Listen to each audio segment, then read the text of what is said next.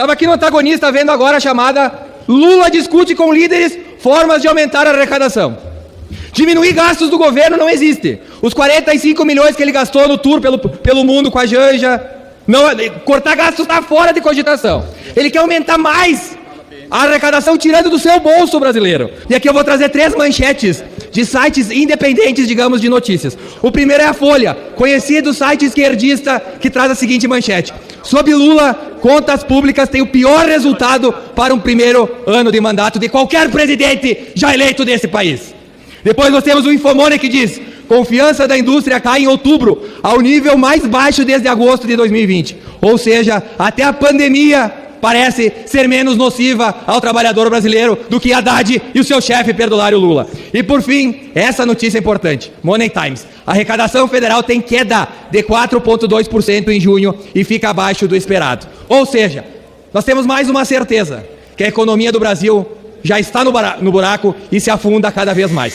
Lula, sexta-feira, descredibilizou o ministro da Economia dizendo que ano que vem nós não vamos ter déficit zero, ou seja, nós vamos gastar muito mais do que arrecadamos. Eu também quero tratar aqui hoje deste debate sobre o orçamento no Brasil, as políticas públicas para o nosso povo e o chamado déficit, que aliás é histórico no Brasil. Eu chamo a atenção dos deputados e deputadas, do povo brasileiro de maneira geral, sobre qual foi o déficit deixado pelo governo Bolsonaro nas contas públicas.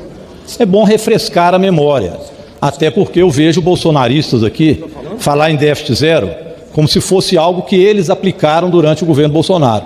Não é bem assim, deputado Pompeu, veja bem. O déficit histórico sem precedentes deixado por Bolsonaro nas contas públicas chegou perto de 800 bilhões e complica a vida do governo Lula. Isso no início do governo Lula já se chamava a atenção do déficit deixado pelo governo Bolsonaro. E esse déficit foi deixado por vários fatores. Um deles é que eles tinham cheque em branco durante o processo de pandemia e gastaram mal. Gastaram com cloroquina, gastaram com uma série de questões que não era para ser aplicado na defesa do povo brasileiro naquela época. Mas tinham cheque branco dado, inclusive, pela Câmara de Deputados naquele momento. Também os precatórios, foi aqui também aprovado e ele deixou esses precatórios sem pagamento e retirou do déficit. Vamos lembrar isso. Então, em momento algum, o governo Bolsonaro se preocupou com o déficit zero. Tanto é que ele foi sepultado, era algo que não existia. Era o tal teto de gastos que foi formulado na época do governo Temer e que era um verdadeiro absurdo, que aqui foi substituído pela PEC, que nós aprovamos para que este ano tivéssemos um bom orçamento e, ao mesmo tempo, o arcabouço fiscal aprovado posteriormente para substituir o teto de gastos.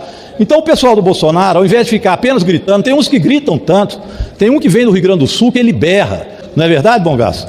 Então não adianta ficar gritando desse jeito. Grita como se fosse o grito fazer a verdade. Mas a verdade está aqui. O déficit no governo Bolsonaro foi de 800 bilhões de reais. Então é evidente que vamos colocar a conversa no ponto certo. Colocar a conversa no ponto certo tem que dizer também o que está acontecendo este ano, que vários diziam que no governo do presidente Lula isso aqui ia virar uma Venezuela, desemprego, e nós chegamos agora à menor taxa de desemprego, 7,7%, desde 2015, a menor taxa que nós tivemos de desemprego agora. Presidente, peço 30 segundos.